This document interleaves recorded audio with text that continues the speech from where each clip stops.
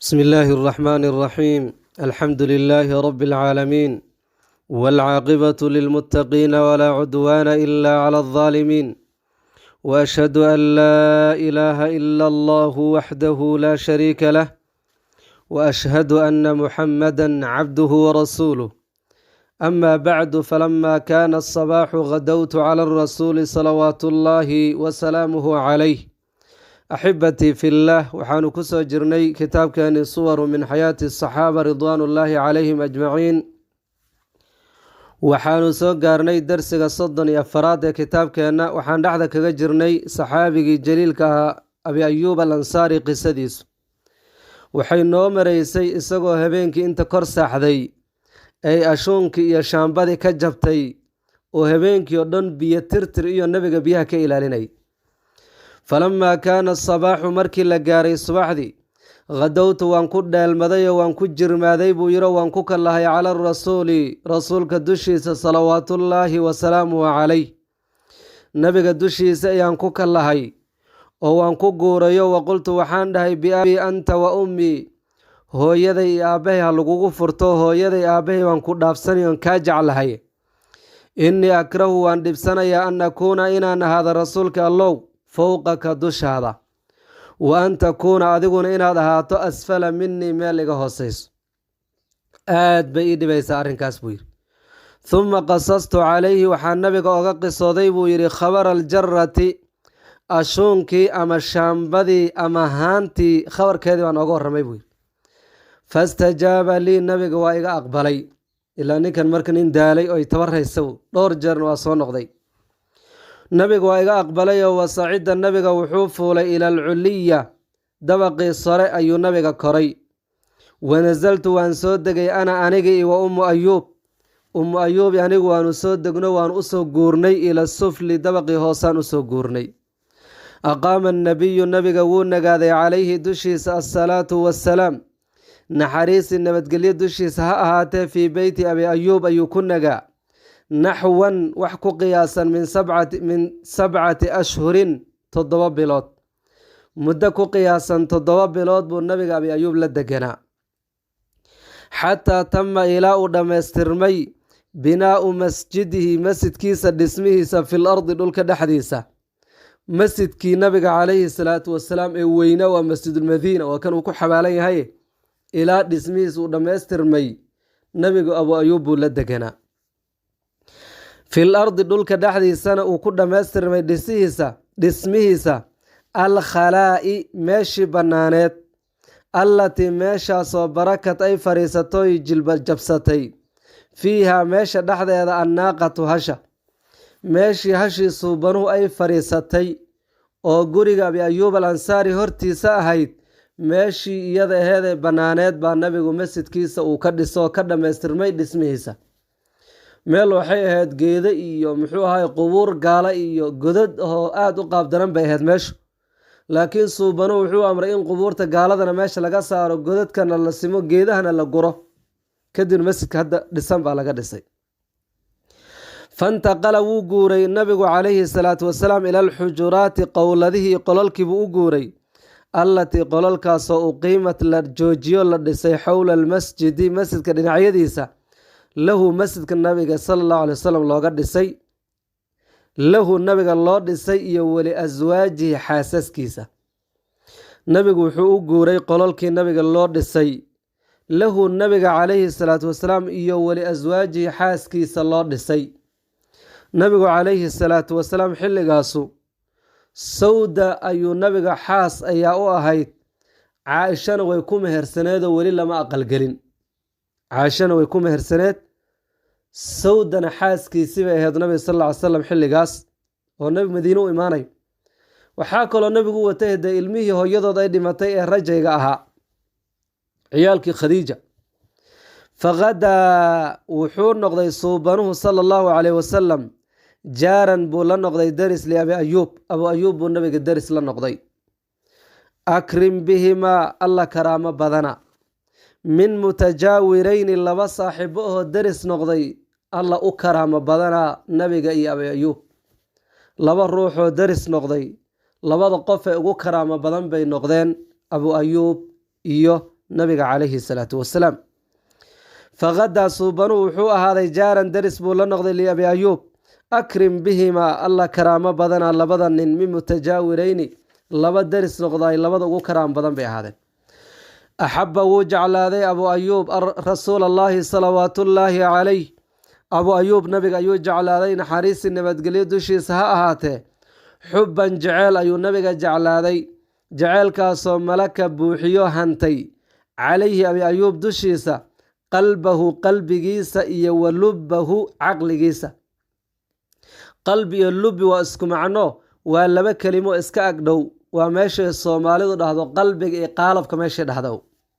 qalbi iyo qaalibkiisaba waxaa buuxsamay oo hantay jeceelka nabiga calayhi salaatu wasalaam. wa axabba wuu jeclaaday alrasuulu lkariimu rasuulkii sharafta badnaana abaa ayuub ayuu jeclaaday xubban jeceel ayuu jeclaaday xubbigaasoo asaala zuuliyey alkulfata dhibaatada iyo mashaqada zuuliyey fiimaa baynahu nabiga iyo wa baynahu abi ayuub waxyaabihii u dhexeeyey culeyska ahaa wax zuuliyey buu nabiga jeclaaday calayhi salaatu wasalaam. oo weliba wajacalahu ka yeelay nabigu yanduru inuu eegayo ilaa beyti abi ayuub gurigiisa fiirinayo kaannahu beytuhu inuuba yahay sidii gurigiisoo kale. dadku hadday daris yihiin ilaa nabigu waa famil idil oo guurayo famil kale ku duldegay, meeshaasu haddaynan jeceel iyo kalsooni jirin culeys baa ka imaan. alaab lama wato, raashiin lama wato, guri lama wato, wax walba in gurigan lala isticmaalay noqotay sooma. culeyskii isaga ahaa marka ma dareemin nabigu, abu ayuubna ma dareemin. waxaa diiday inay dareemaanna waa jaceylkay isjecel yihiin, lianna qofka aad jeceshahay culeyskiisa ma dareentid, asna culeyskaada ma dareemo. marka taasoo ka wadaayo nabigu wuxuu u arkayey gurigan inuu guri isaga uu leeyahay uu yahay, ee nabigu isuma arkaynin nin marti oo cid dul saaran isuma arkaynin. axabba wuu jeclaaday abu ayuub rasuula allaahi salawaatullaahi calayhi wasalaamu xubban jeceel ayuu jeclaaday malaka buuxiyey calayhi oo milkiyey calayhi abi ayuub dushiisa qalbahu qalbigiisa buuxiyey iyo wa lubbahu qaalabkiisa buuxiyey. wa axabba arasuulu lkariimuna wuxuu jeclaaday aba ayuub xubban jeceel ayuu jeclaaday oo asaala zuuliyey alkulfata mashaqada fii maa baynahu wa baynah isagii abi ayuub culayskii u dhexeeyey baabi'iyey oo meeshaba ka saaray. oo wajacalahu weliba ka yeelay jeceelkaasi nabigu yanduru inuu eegayo ilaa beyti abi ayuub kaannahu beytuhu sidii isagoo gurigiisa ah. xadatha ibnu cabaas ayaa sheekeeyey oo qaala cabdullahi ibnu cabaas wuxuu yidhi kharaja wuu soo baxay abubakrin asidiiqa radia allaahu canhu wa ardaah bilhaajirati maalin weyntii buu soo baxay, xilliga maalinka qoraxday aad ku soo kululaato oo xilligii qayluulsiga iyo guryaha in la jiifo ahaa. ilaan meesha ay deganaayeen madiina marna kuleel zaa'id wey, marna waa meel qabow zaa'id ah, inta badan dhexdhexaad ma laha. marka xilli kulul oo xilligii la qayluushan lahaa ah ayuu soo baxay abubakar radiallaahu canhu ila almasjidi masjidka ayuu soo aaday. fa ra'aahu waxaa arkay abubakar cumar ayaa arkay radia allaahu canhu wa ardaah, ilaahay ka raali noqdee. abubakar oo xilli aan la soconin oo qoraxda ay zaa'id u kulushay socdo oo masjidka yimid yaa waxaa indhaha ku dhuftay cumar radiallaahu canhu.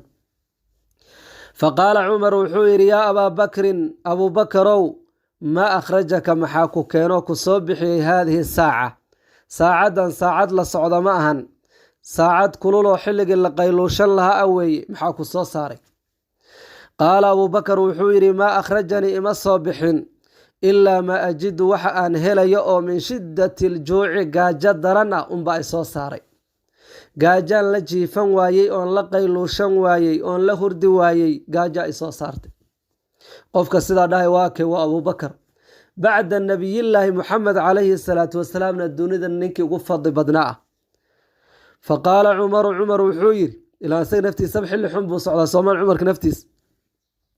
fa qaala cumarna wuxuu yidhi wa ana aniguna wallaahi eebbaweyne ayaan ku dhaartaye maa akhrajanii ima soo bixinin hayru daalika waxaan taa ahayn. anigu naftayda xilligan xilli khaldan weeye, waxa i soo saaray waa gaajo iyo duruuf. fa baynamaa xilli humaa labadoodu kadaalika ay sidaa yihiin oo masjidka joogaan id kharaja waxaa ku soo baxay calayhimaa dushooda rasuulullaahi sala allahu calayhi wasalam suubanihii alla ayaa ku soo baxay faqaala nabigu wuxuu yidhi maa akhrajakumaa maxaa idin soo saaray haadihi saaca war xilligan xilli la socdo ma ahan waa xilligii la hergeli lahaa maxaa idin soo saaray qaala waxay dhaheen wallaahi ilaahay baan ku dhaaranaye maa akhrajanaa nama soo bixinin ilaa maa najiduhu waxaan helayno fii butuuninaa colooshanadana aan ka helayno oo ah min shiddati aljuuci gaajo daran rasuulka ilaahayow nin hurdaay haddaad aragtay waa nin ladan oo dhergan waxaana soo saarayna waa gaajay dhaheen rasuulka ilaahayow rasuulka naftiisa xilligaas maxaa soo bixi waa su-aal meesha ku jirta qaala calayhi salaatu wasalaam nabiga alle wuxuu yidhi wa ana aniguna waladii ilaah baan ku dhaartay nafsii nafsadayda biyadihi gacantiisa ay ku sugan tahay baan ku dhaartaye maa akhrajanii ima soo bixinin hayru daalika waxaan gaajo ahayn anigu nafteyda gaajo ay soo saartay quumaa macii iraaca oo istaaga buu yidhi quumaa kaca macii la jirkayda ina keena axibatii fillaah qeybtan markaad u fiirsato xilligaas nabiga calayhi salaatu wasalaam iyo abuubakar iyo cumar gaajada soo saartay waa madaxdii duniday ahayd soo maa rasuulkii adduunka o dhan ugu fadli badnaa ilaahay dunidao dhan uu soo diray abuubakar oo nabiga gadaashiisa ugu fadli badnaa cumar oo lambar 3 ahaa dadkii dunida ugu sharaf badnaa weye dadka gaajo ay soo saartay oo duruufaysan muxuu ahaaye xilligaas aan la soconaynin socdo innagana maanta fiiri quracdii baa la daadin qadadii baa la daadin cashadii baa la daadin bale maanta dad badan waxay la dhiman hayaan dhereg bay la dhimanayaan iyo hilib koray markaasaad arkaysaa qofku dhahaya inaan iscaatayaan rabaa hilib inaan iska jaraan rabaa war cuntada haddaad iska yarayso salaatuleylka ale bariga aad badsataa hilibku kori maayo marka waa mushkilo wuxuuna ku leenahay oo aan muxuu leenahay nabigaan ku dayanayna calayhi salaatu wasalaam ilaahay subxaanahu watacaala inta laga baqo cuntada ha layska yareeyo dadka baahan ee dariska iyo masaakiinta ana ha la siiyo cuntadan aad daadinayso intii kugu filan wixii ka soo haray dariska iyo masaakiinta si waxaa laga yaabaa adiguna inaad iscaataynaysood leedahay jiim baan aadayaayo cuntadii baan iska badiyo habeen ma saaxdo oo dhiikar baa igu dhaco inkaar baa igu dhacday aad leedahay bale waxaan ognahay boqolaal aan salaada hataa tukan karin hilib dartiisa iyo cunto iska badiyin daraaddeeda kan dariskiisa ana gaajo u dhimanaya aabihiisa hooyadiis waxaa laga yaaba inuusan telefoon ka qabanin idan ilaah intaynu ka cabsanno sunnada nabiga aan raacno calayhi salaatu wasalaam oo aynu dadaalno daacada alle iyo aakhare inaynu u shaqaysanno adduunyadana sahayda yaree loogu talagalay inuu ka qaadanno fandalaquu way baxeen waa 3 abuubakar iyo nabiga iyo cumar wey fa atow waxay tageen baaba abi ayuub alansaari ayay tageen radia allaahu canhu wa ardaah ilaahay ka raali noqdee abu ayuub gurigiisay tageen wa kaana abu ayuub wuxuu ahaa yaddakhiru mid u kaydiyo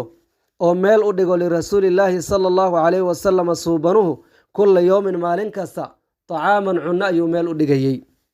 maalin walba nabigu cunuu meel u dhigi jiray fa idaa abdaa canhu hadduu nabiga ka soo daaho oo walam yaأti ilayhi uusan abu ayuub u imaanin nabigu fii xiinihi goortii loogu talagalay iyo xilligii loogu talagalay adcamahu abu ayuub wuxuu siin jiray cunnadaas liahlihi reerkiis nabigu cunno u dhigayaa xilli isku ogaayaan baa jiro nabigu imaan jiray haddii xilligii la dhaafo nabigu imaan waayo cunnada dee inay hallawdo lama rabee reerkiisuu iska siin jiray falamaa balaquu markay soo gaareen albaaba baabkii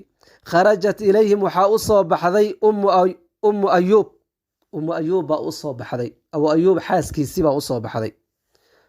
wa qaalad waxay tiri marxaban soo dhoweyn baa u sugnaatay binabiyi illaah nabiga alle iyo wa biman macah waa gabar wanaagsan oo ahlu khayr ah soo dhowaaday tiri nabiga allow iyo wixii kula socdayba kulligiina soo dhowaada faqaala laha nabiyu calayhi salaatu wasalaam nabiga alle ayaa wuxuu ku yidhi ayna abu ayuub aaway iyadoon jawaabinba fa samica waxaa maqlay abu ayuub sawta nabiyi nabiga codkiisibuu maqlay wa kaana abu ayuub wuxuu ahaa yacmalu mid ka shaqeeyo fii nakhlin beer timir ay ku taallo beertaasoo qariibin lahu u dhow meesha iyo gurigiisibay u dhowdahay iyo masjidka fa aqbala wuu soo qaabilay abu ayuub yusricu isagoo degdegahayo wa huwa isagoo yaquulu dhahayo marxaban soo dhoweyn baa u sugnaatay birasuulillaahi wa biman macah rasuulka alle iyo cidda la socotaba soo dhowaada uma atbaca wuxuu raaciyey intaas kuma ekaanina qaa'ilan xaal uu leeyahay yaa nabiy allah rasuulka allow laysa haada bilwaqti aladii kunta taji'u fiih laysa haada ma ahan bilwaqti waqtigii ma ahan alladii waqtigaasoo kunta aad ahayd taji'u fiihi mid imaato xilligaad imaan jirtay maanta ma socotida maanta see waxu jiraan isbedel miyaa jiro faqaala calayhi salaatu wasalaam nabiga alle wuxuu yidhi sadaqta run baad sheegtay huma indalaqa wuu baxay abu ayuub ilaa nakhiilihi beertimireeddiisii buu aaday faqadaca wuxuu soo gooyey minhu beertii xaggeeda cidqan rucub buu soo gooyey cidqan gacan buu soo gooyey timirta iyo mooskii waa taqaanaan gacan bay bixiyaan gacan weyn oo mirihii ay ku yaalaan ayay soo bixiyaan marka cidqiga waa rucub ama gacan gacantana waa laan dheer weeye oo mirihii ay ku rakiban yihiin fiihi gacanka waxaa ku yaalay tamrun timir bislaatay iyo wa rutabun timir bislaatay oo laakiin zaa'id aan u bislaanin iyo wa busrun mid muxuu ahaaye cayriin ah ama qayriin ah timir noocyadeeda kala dugan ilaan laanta waa laan geedkii ku taallo mid sidii la rabay bay u bislaatay midna waa rutaba waa dhexdhexaad midna waa mid muxuu ahaye cayriin ah intaba way isugu jirtay cayriin ama qayriin af soomaaliga waa kala bedelan yahay darsigii shalay waxaa ku jiray hasha nabiga calayhi salaatu wasalaam markay socotay qoladay dhaaftaba way murugoonayeen wayna quursanayeen baan meeshaas waa lagu qabsaday af soomaaligaas quursi baan dhahayo ra baan ku daray ra haddii lagu daray yasmay noqonaysaa marka way quusanayeen baan lahaa ay igu dhaheen dadku af soomaaliga xoogaa naga badiyo galtidu waxay dhaheen quusasho laha quusasho aniguna waxaan ku fasiray quursasho marka quusashadun waa sabar iyo rajabeel quursigana waa in qofka yasme iyo muxuu ahaaye isla weynin marka qolada hasha ay dhaaftaba way quusanayeen quusasho aan ku fasirno marka halkan qisada ha inoo joogto hada wabillahi towfiiq wassalaamu calaykum waraxmat ullah